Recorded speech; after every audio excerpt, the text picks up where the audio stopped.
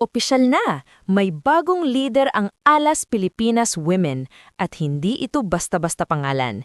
Isa sa pinakapanalo at pinakasubok na coach sa volleyball sa Southeast Asia, si Ty Bundit na ang bagong head coach ng national team. Pero ang tanong, ano ang mababago? At hanggang saan kaya ang kayang dalhin ng Alas Women sa ilalim ng bagong sistema?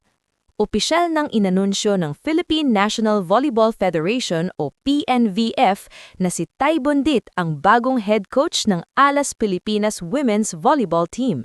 Siya ang papalit kay Jorge Sosa de Brito na namuno sa national team sa loob ng 4 na taon. Ang kumpirmasyon ay ibinahagi mismo ng PNVF President na si Anthony o Tony Boy Liao matapos aprobahan ng PNVF Executive Board ang appointment noong meeting nila nitong nakaraang linggo. Ngayon, kung familiar ka sa volleyball scene, lokal man o international, alam mo na hindi biro ang pangalan ni Ty Bundit. Isa siyang Thai coach na may napakalakas na resume. Sa collegiate level pa lang, pinangunahan niya ang Ateneo de Manila University sa 2 UAAP Women's Volleyball Championships. Sa professional level naman, naging utak siya sa likod ng 3 Premier Volleyball League titles ng Creamline, isang dynasty kung tutuusin. At kung akala nyo tapos na doon, hindi pa. Sa kasalukuyan, siya rin ang coach ng Chris Cross at noong nakaraang taon lang, dinala niya ang franchise sa kanilang kauna-unahang championship. Ibig sabihin, sanay siya sa pressure, sanay sa winning culture, at sanay sa pagbuo ng sistema mula college, pro hanggang national team level. At ngayon, hahawakan na niya ang isang Alas Pilipinas squad na paangat ang trajectory nitong mga nakaraang taon. Balikan natin, sa ilalim ng dating coaching staff, nakamit ng Alas Women ang makasaysayang bronze medal sa 2024 AVC Nations Cup at sinundan pa ito ng silver medal finish noong 2025. Malinaw na may pundasyon na. Ang tanong ngayon, kaya ba itong i-level up ni Ty Bundit? Isa pang interesanting detalye rito ay ang reunion niya kay Gia de Guzman, ang floor general ng Alas Pilipinas. Magkatrabaho na sila noon sa Ateneo at Creamline, kaya hindi na bago ang sistema, disiplina at expectations ni Coach Ty para kay Gia. Para sa maraming fans, malaking bagay yan dahil ang chemistry ng coach at setter ay isa sa pinakaimportante sa volleyball. Ngayon, hindi rin magtatagal ang paghihintay para makita si Ty Bundit sa aksyon bilang head coach ng national team. Ang unang assignment niya ay ang AVC Women's Cup na gaganapin sa Candon, Ilocos Sur mula June 6 hanggang 14. Dito niya papamunuan ang Alas Pilipinas squad na lumaban din sa 33rd Southeast Asian Games sa Thailand. At pagkatapos ng Candon Tournament, dito na talaga papasok ang malaking pagbabago. Dahil ayon sa PNVF, magkakaroon si Ty Bundit ng autoridad na bumuo ng bagong lineup, pumili ng mga manlalaro at mag-assemble ng sariling coaching staff. Ibig sabihin nito, posibleng makakita tayo ng bagong kombinasyon ng players, mas structured na sistema, at mas malinaw na long-term direction para sa Alas Pilipinas Women. Hindi lang basta tournament-to-tournament approach, kung hindi programa talaga.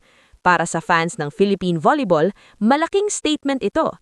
Ipinapakita nito na seryoso ang PNVF na ituloy ang momentum at hindi lang makontento sa pwede na. Ang tanong ngayon, ito na ba ang simula ng mas consistent na podium finishes para sa Alas Pilipinas Women? Kaya na ba nating makipagsabayan sa pinakamalalakas sa Asia?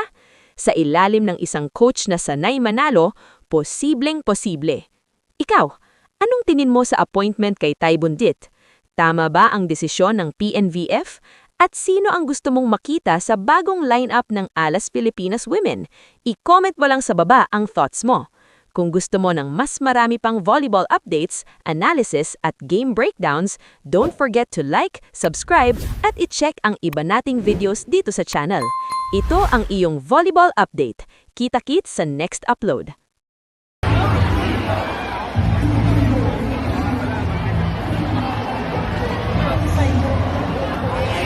Alright guys, I hear it. of course, the Pilipinas member. Ayan, hi, meron ko bang message to your fans and everybody here supporting Team Pilipinas? Sa lahat po na nandito ngayon, on behalf of the Philippine team, maraming salamat po sa inyong lahat na nandito. Coach Tay! Doon ko ha. Doon ko, maganda. Doon. Kita. How about me, Coach Tay? Anak maganda? Git. Yo, maganda. Oh, yeah. Meron din. Hi, Coach! Lagyan mo ng mushroom. You miss me, ha? You miss me? You miss me? Kaktang kabete. Oy, kunat te, budasay. Ready, ready, 1, 2, 3. Hazue, hazue, hazue, yeah, yeah, yeah. Hazue, hazue, hazue, yeah, yeah, yeah. Jump a boop, jump a boop, jump a booga, booga, boop. So, tapikin po ito pag na... Hindi kita. Sila Marlo?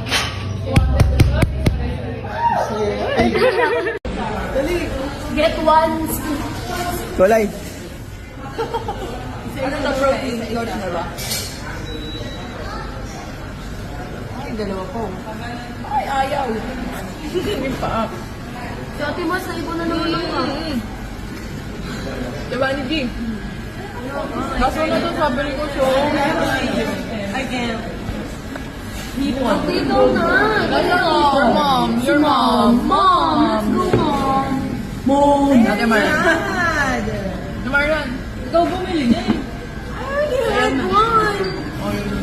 Make it through Valley. For the gram. For jersey number daw. Ayan, ano din na drawing mo, Bi? Enyo to te. Teo. Tabella. Enyo. Yes, kag tayo. Nakita, tapos na, Bi. Sorry, talo pala kami. Buwang ka talaga. Happy birthday! Happy birthday also, Miguel.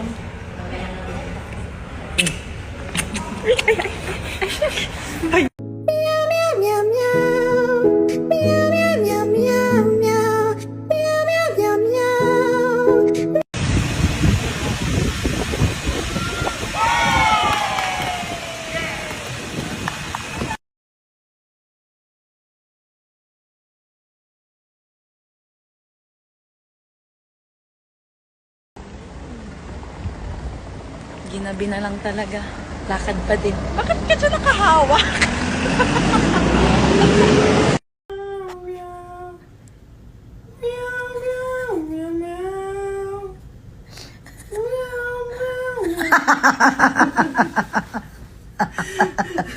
Thank you so much, T.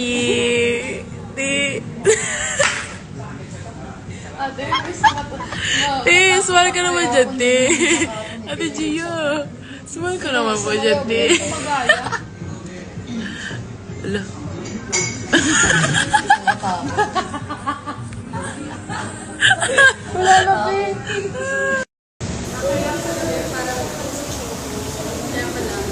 Good morning, babe. Laban. Ang lakas ng loob. Bi, kinakabahan na ako. Vampire. Si Miss Gia kasi I've seen a lot of her videos on TikTok and like kung nakikita ang galing niya mag-drop ball and mag-set. So, yeah.